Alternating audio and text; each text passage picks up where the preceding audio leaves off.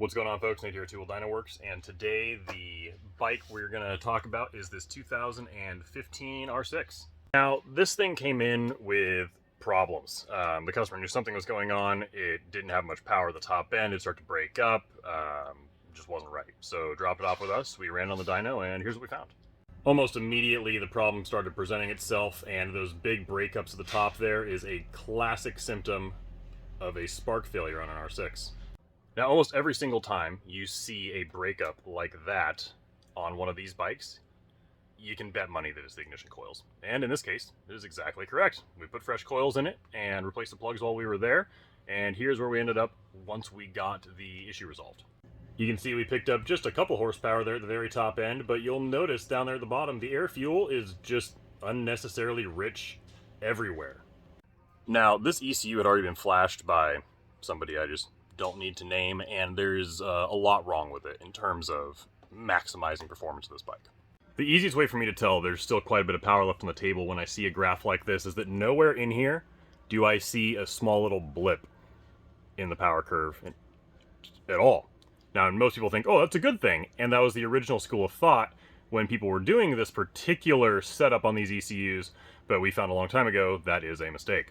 What I'm talking about is the variable stacks that Yamaha have had in these bikes since 2008. They have a upper and lower set of stacks. The upper stacks at a certain point from the factory move out of the way, so effectively what you have is a longer runner at low RPMs for increased power, and at higher RPMs, when you don't need the longer runner for increased airflow, it moves out of the way, provides even more airflow at the top end, and you pick up power just everywhere. But when you do that, you do end up with a quick little blip in the power curve as the stacks move. There's just nothing you can do about that.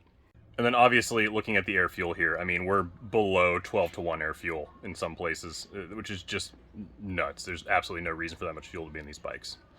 Now, a lot of older tuners like to make the argument for the velocity stacks on this bike that leaving the uppers open, so you're just running the lowers all the time, is better because you don't end up with a blip in the power curve.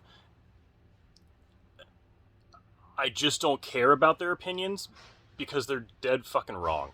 Here is, once I was done getting this bike properly tuned and dialed in for this customer, the power gains. That is our final run there, run 23, after I was done going through and getting all of this smoothed out for our customer. There in the mid-range, you pick up 3 foot-pounds of torque and 6 horsepower. And that 6 horsepower gain is all through the meat of the RPM range when you're coming out of a corner on the track between like 10 and 12,000 RPMs. And at the very top end, you still pick up 4 horsepower. Now, I've ridden a ton of bikes over the years, and lots of customer bikes at the track, lots of my own personal bikes at the track, and bikes that we build and test on the track for racers at the club level and even at the Moto America level, and you just can't really feel the blip. You might have like a slight inkling that it's there once you know about it, but it just doesn't matter. That little tiny quick dip there for about 200 RPMs just doesn't matter. You're picking up 6 horsepower before it and 4 horsepower after it. So the old adage that smooth is fast is really misconstrued in these types of situations, and that's what a lot of other tuners were trying to achieve. They figure, oh, the power curve's smoother, so it must be better. No, it's smoother because it's slower. And obviously, as you can see down here, air fuel is nice and smoothed out. We're about a 13.1 everywhere throughout the entire RPM range, which is exactly where we want to be on these bikes with Ram Air. And as always, anybody that gets an ECU flash from us on an R6 gets the custom throttle-by-wire mapping that we've built with club and pro racers alike on the track, especially because this is only a track and race bike.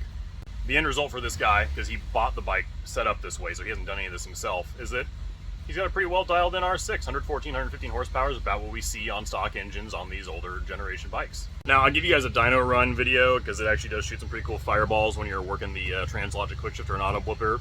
But I got in a fight with the dyno yesterday and fell on my ass, and my left ankle doesn't work right now. So I am shifting with my hand on the dyno, which is super awkward and not something I'm ever going to film and put out there on social media. So sorry for that. As soon as I heal up, I will get you guys some spicy fireballs coming out of pipes on something, I promise, especially because we have some pretty cool shit planned for the next couple months with the start of the 2023 track and race season right around the corner. So if you want to get your R6 properly tuned and dialed in, give us a call, shoot us an email, or just buy our flash at tooldynoworks.com. As always, we're happy to help.